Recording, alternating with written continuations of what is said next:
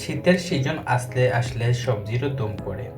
আজকে আমি বানাবো মূলা শাক। আসসালামু আলাইকুম, কি অবস্থা সবার? আশা করি ভালো আছেন। আমিও আলহামদুলিল্লাহ বেশ ভালো আছি আপনাদের দোয়ায়। মূলা শাক আসলে খেতে খুবই দুর্দান্ত। আমরা অনেকেই তা খাই না, ভাবি মূলাতে অনেক গন্ধ, কিন্তু গন্ধ না। আপনি যদি সিম্পল ওয়েতে রান্না করেন, মশলা একদম কম দিয়ে, তাহলে দেখবেন খুবই ভালো লাগবে। আর ওভার কুক করলেও শাক ভালো লাগে না, এই জন্য প্রথমে আমি একটু বেশি করে পেঁয়াজ দিয়েছি। মূলা শাকের সাথে একটু বেশি পেঁয়াজ দিলে খুব বেশি খেতে ভালো লাগে। আর তার দিয়ে দিলাম সাথে কাঁচামরিচ আর পেঁয়াজকে আমি ভালোভাবে ভেজে নিচ্ছি।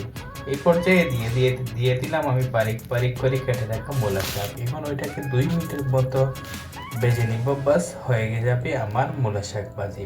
এর চেয়ে বেশি রান্না করলে ওইটার কালার এবং টেস্ট দুটোটাও চেঞ্জ হয়ে যায়। এই জন্য রান্নার সময় অবশ্যই খেয়াল রাখবেন যাতে ওভার কুক না হয়। তো আপনাদের কাছে কেমন লাগছে আমার মূলা শাক রেসিপি অবশ্যই কমেন্ট করে জানাবেন। ভালো থাকবেন, দেখা হবে অন্য কোনো ভিডিও। আল্লাহ হাফিজ, সালামু আলাইকুম।